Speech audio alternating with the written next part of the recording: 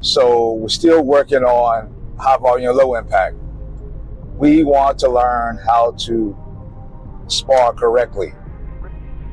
And that involves going through the process, utilizing the system, working a progressive method, starting with number one, volume. All right. And so I think I did this Monday and yesterday at Shell Shock. Started off with just volume movement. That volume movement can be anything. Footwork, head movement, punches, kicks. Yesterday at Shell Shock, because a few of the guys have boxing matches coming up, we definitely went with arm punches. I think I did that on Shell at Team Rock as well. Just started working with the punches because it would help me get into a theme, because I was already aware of the boxing matches coming up. The process of sparring, building fighters through high volume, low impact. In today's fight culture, sparring is often misunderstood.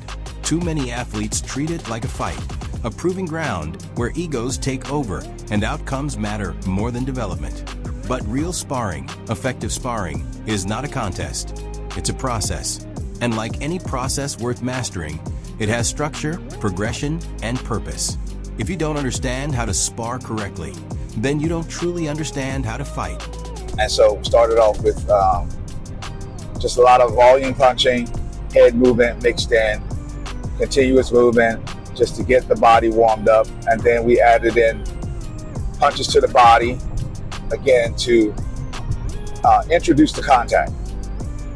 Because that's the other part about high volume, low impact. Impact is the operative word.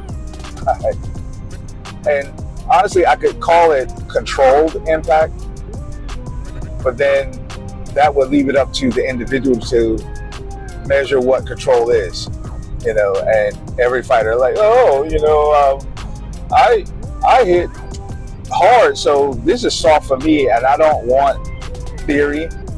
I want something that you can see, something that you can measure. So contact is measured by you not disrupting your opponent's center of balance. At the core of proper sparring is a progressive training system, one that starts with volume before anything else. Volume isn't just about throwing punches, it's about movement, repetition, and flow. Fighters begin with continuous motion, footwork, head movement, punches, kicks, all without pressure. This is where the body warms up, but more importantly, where rhythm and awareness begin to develop. From there, contact is introduced in a controlled way. Light body shots, measured exchanges, not to damage, but to educate. Then comes the reactive phase, where fighters learn to read incoming strikes, absorb them, and respond intelligently. Only after these layers are built does applied sparring come into play. By that point, the fighter isn't guessing. They're operating within a system. They should not be in pain. They should not, there are going to be moments when you're off balance on your own because you made the wrong step, the wrong movement. But for the most part, 85% of the time,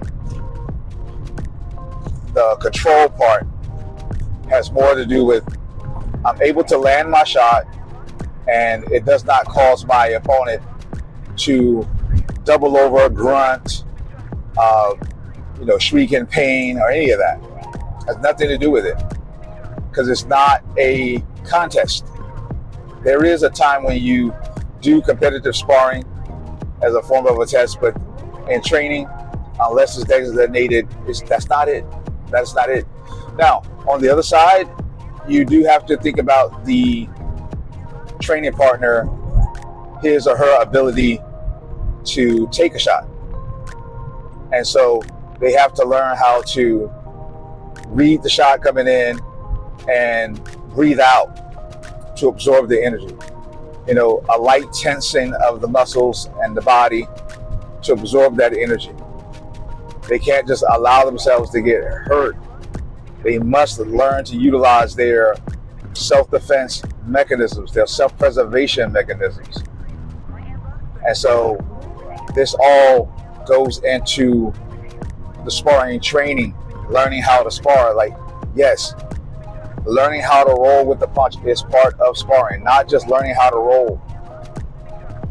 The biggest, I guess, issue that I'm having a lot as of late with trainees is, especially because of how they're taught and what they see on television or what they see on streaming services, they don't know how the energy is registered. That's the lack of information that they're receiving. This is where the concept of low impact becomes critical. It's a term that gets thrown around loosely, but in a real training environment, it must be clearly defined and measurable. Low impact does not mean light for me. That's subjective and unreliable. True control is determined by the effect on your training partner. If your opponent is in pain, knocked off balance, or reacting emotionally, then the impact was too much. It's that simple. Sparring is not about overpowering your partner. It's about maintaining control while executing technique. The moment disruption enters the equation, the purpose of the drill is lost. So they can see these moves. They see how you throw it. They see what happens, mechanically speaking, but they don't think about what should be happening internally in terms of the muscles, in terms of the mental aspect of it. So that's the key to learning how to spar, is going through these phases in a progressive manner where we're consistently working over and over on how to get this method down, this methodology, instead of just having contests. And you may be amazing on Monday, Tuesday even, Wednesday even, but there is a point where you will start to break down. So you might go weeks and you're the best one in the room. You may go months, but because you never really trained properly, then what happens is the one time you have a bad moment, it goes into the emotion, and now you're angry. You're completely angry because you don't know how to interpret what just happened.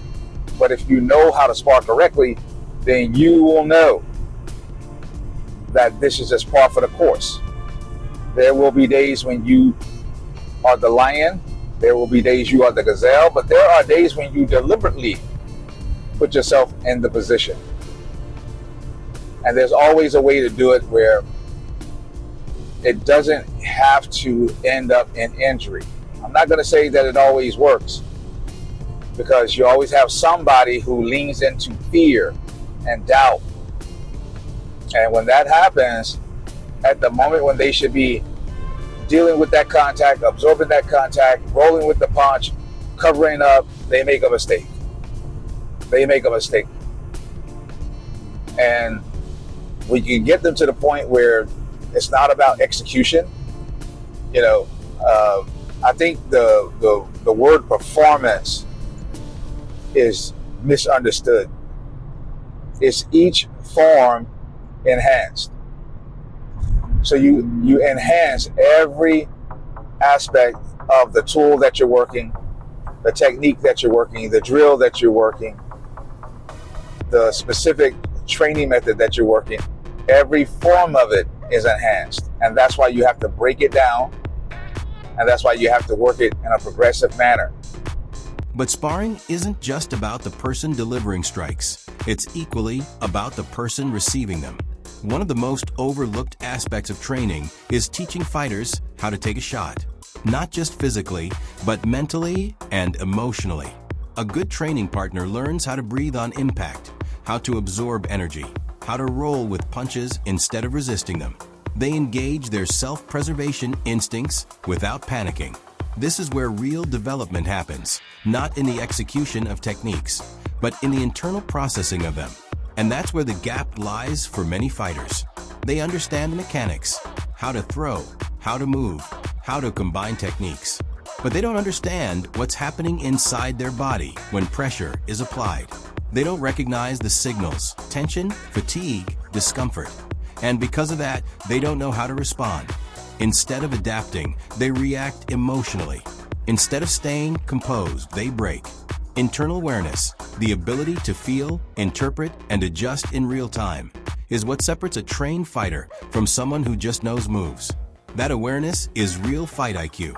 When sparring is done correctly, it becomes a tool for growth, not validation. Fighters begin to understand that there will be good days and bad days, moments where they dominate and moments where they struggle. But those struggles are not failures. They are part of the process. In fact, they are necessary. Because the goal isn't to win rounds in the gym, it's to build a fighter who can handle anything when it matters most.